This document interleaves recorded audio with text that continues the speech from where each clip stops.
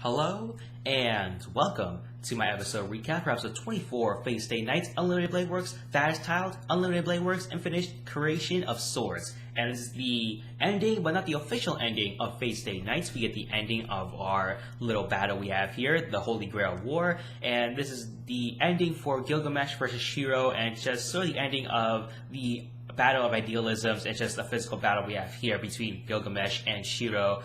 We see Rin and Saber fight off against the Holy Grail, but however, this ending was a little bit underwhelming, I would say. I think they missed the chance for a huge catastrophic ending perhaps, or just something that is more impactful, I would say, on par of Fate Zero. I know it's unfair to compare those series, but still, Fate Zero's ending had a very much bigger impact as a viewer for myself than what Fate Stay Nights did here. And so nothing really too crazy happened, just crazy in terms of things not making sense, I would say. Not in terms of crazy as in very great moments here. I mean, there's some pretty decent moments, I would say, for this ending. However, I didn't really think that this was memorable at all, and just I felt like they dropped the ball in terms of making an impactful and memorable ending for this series. And the episode started off pretty interestingly with Gilgamesh talking about humanity, how it's sort of a name for an animal that cannot find joy without sacrifice, and it's a pretty lie that equality is nonsense sprouted out by weaklings who cannot look upon darkness, and how it's nothing but an excuse to cover up life's ugliness. And so pretty interesting things to talk about his idealisms and whatnot, sort of his spew on humanity. And then we have Shiro pretty much reliving his ideals once again, as we've seen before with his battle of Archer. And so I don't know why we're doing this again with Shiro remaining true to ideals. I get that he's beat up and he's trying to do this whole self-sacrifice thing as Gilgamesh was talking about, so that's why it relates to all that. However, that whole self-sacrifice kind of thing that made shonen characters do wasn't really that impactful to me. It didn't really hit me too hard, maybe because Shiro and his ideals aren't really relatable to me, or just nothing that really made sense. I understood for the character. However, for myself as a viewer, I didn't really root for the character at all, because his ideals are very much a sham, as I would agree with most other characters in this series. But we see Shiro being saved by Saber before Gilgamesh can't take his final blow on Shiro. However, instead of fighting Gilgamesh, instead of seeing Saber versus Gilgamesh, we see Shiro tell her to save Rin, and so Gilgamesh mocks him for doing so because he is laughing at self-sacrifice once again. And it is pretty laughable because we had a moment to see Saber versus Gilgamesh, which I know wouldn't be part of the series, but I know Shiro has to work on this by himself, and this whole self-sacrifice thing. However, again, I didn't really buy into the whole thing of him sacrificing himself for the greater good. I didn't really buy into that at all, and so it's pretty disappointing to see that. And maybe if the whole series didn't really just plot along to different storylines or just plot along to nonsense, maybe they could have been more impactful till the end and maybe focus on different things and maybe get us to root for the Shiro character. But however, that's not really what happened to me at the end of this episode. So before I get into what happened into that battle, I'll get into what happened with Rin and Saber. Pretty much a weakened Rin was trying to get out of the Grail after falling down into like a nosedive in the last episode. I'm pretty surprised that she survived that, but still we see a realistic thing where she's weakened by the curses, mostly just the curses, not really the fall from the Holy Grail. And so she decides to sacrifice herself in order to see the Holy Grail be destroyed, which I thought was more impactful because I think Rin had the most character developments out of the whole entire series. Maybe her herself, but still out of the human type of characters, not really the servants. And so Rin self-sacrificing herself for the Holy Grail. She uses her command seals, pretty much all of them, to get Saber to destroy the Holy Grail. She even uses the last one to help Saber get more power in order to do so. And a pretty interesting and weird thing happens with Archer saving Rin from the Holy Grail after it absorbs them and becomes like this huge monster, which I didn't really understand. They didn't really go much into the Holy Grail, and there wasn't really much world building throughout the whole entire series, and so we didn't really get much impact for the Holy Grail. It was just a thing that was there. It wasn't this huge spectacle as it should have been, since this is the Holy Grail War, and so nothing really much from the Holy Grail. It was just a thing that was there, and it was just there for convenience, pretty much. So Archer is somehow alive. I'm not sure why or how, but he is there. It's just sort of BS for our characters to survive, pretty much. And so Rin is able to escape, and that allows Saber to use Excalibur in order to destroy the Holy Grail. And that's pretty much the best moment for this episode.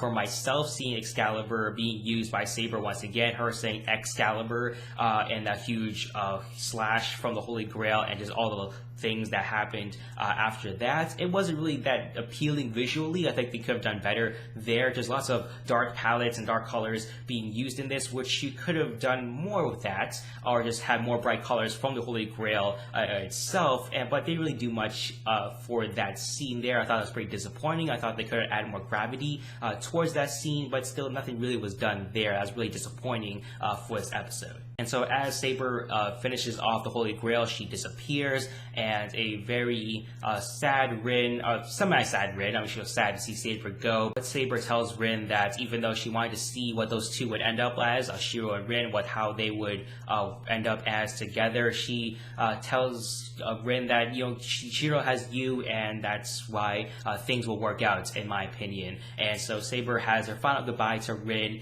and no final goodbye for Shiro, and so I'm really curious on how that will affect Shiro, perhaps in the epilogue, whether it does or does not. Speaking of Shiro, he is able to conjure up the reality marble, and he takes on Gilgamesh because with his incantation, he talks about how there's an infinite amount of weapons, that he is able to make an infinite amount of weapons that he creates thanks to the reality marble, of course. And so Shiro is somehow able to hold his own against Gilgamesh, a character that was presented as a ultra powerful character in this series, at least from what we see here. And also, if you watched any other thing from the Fate series, you know that Gilgamesh is a very powerful character, but he is sort of weakened in this. He stays in his own costume, his own street clothes, instead of going to his golden armor, which would have been pretty cool to see, but he doesn't really go to that at all, even though he does say that he is trying against Shiro. And even the weapons that he uses aren't really that creative, nothing really too crazy there in terms of weapons.